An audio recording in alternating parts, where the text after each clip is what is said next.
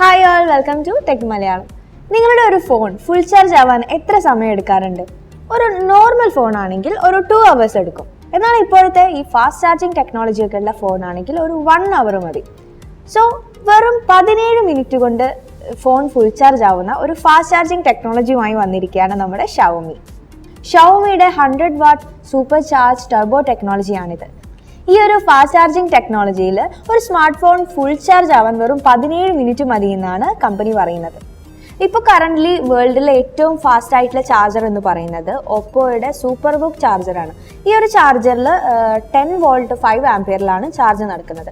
അതുപോലെ 50 വാട്ട് പവറാണ് ഇത് ഡെലിവർ ചെയ്യുന്നത്.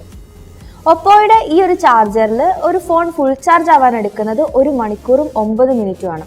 ഈ ഒരു സൂപ്പർ ബുക്ക് ചാർജറിനേക്കാളും ഫാസ്റ്റ് ആയിട്ടുള്ള ഒരു ചാർജർ ഹുവാവേ ഇക്കഴിഞ്ഞ് മൊബൈൽ വേൾഡ് കോൺഗ്രസ്സിൽ അവതരിപ്പിച്ചിട്ടുണ്ടായിരുന്നു.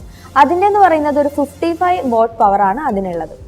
ഈ ഒരു ചാർജർ വെച്ച് ഹുവാവേയുടെ മേറ്റെക്സ് ഫോൺ ചാർജ് ചെയ്യുകയാണെങ്കിൽ 35 മിനിറ്റ് മതി എന്നാണ് കമ്പനി അവകാശപ്പെടുന്നത്. പക്ഷെ അത് കൊമേഴ്ഷ്യലി അവൈലബിൾ ആയിട്ടില്ല. സോ ഈ ഒരു കോമ്പറ്റീഷനിലേക്ക് ഇപ്പോൾ നമ്മുടെ ഷവോമി കൂടെ വന്നിരിക്കുകയാണ്. ഇപ്പോൾ ഷവോമി കൊണ്ടുവന്നിരിക്കുന്ന ഈ ഒരു ഫാസ്റ്റ് ചാർജറിൽ 20 വോൾട്ട് 5 ആംപിയറിലാണ് ചാർജ് ആവുന്നത്, അതായത് 100 വാട്ട്സ് പവറിൽ.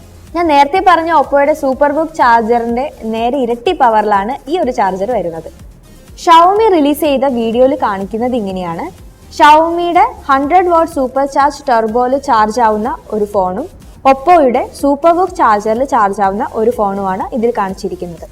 ഷവോമിയുടെ ഈ ഒരു ചാർജർ യൂസ് ചെയ്യുന്ന ഒരു ഫോൺ വെറും 17 മിനിറ്റിലാണ് ഫുൾ ചാർജ് ആയിരിക്കുന്നത്. ഇതേ സമയത്ത് ഒപ്പോയുടെ സൂപ്പർ ബുക്ക് ചാർജറിൽ ചാർജ് ചെയ്ത ഫോൺ വെറും 65% എത്തിയിട്ടുള്ളൂ. ഷവോമിയുടെ ഈ ഒരു ചാർജർ കൊമേഴ്ഷ്യലി ലോഞ്ച് ചെയ്ത് കഴിഞ്ഞാൽ ഫാസ്റ്റ് ചാർജിങ്ങിൽ നമ്പർ 1 ഷവോമി ആയിരിക്കും. റെഡ്മി ഫോണിലാണ് ഈ ഒരു ചാർജർ ആദ്യം വരുന്നത് എന്നാണ് റിപ്പോർട്ട് കേൾക്കുന്നത്. ഇന്നത്തെ ഈ ഒരു ടെക് ന്യൂസ് നിങ്ങൾക്ക് എല്ലാവർക്കും ഇഷ്ടപ്പെട്ടു എന്ന് വിചാരിക്കുന്നു. അപ്പോൾ നമുക്ക് മറ്റൊരു നല്ല വീഡിയോയിൽ വീണ്ടും കാണാം. ബൈ.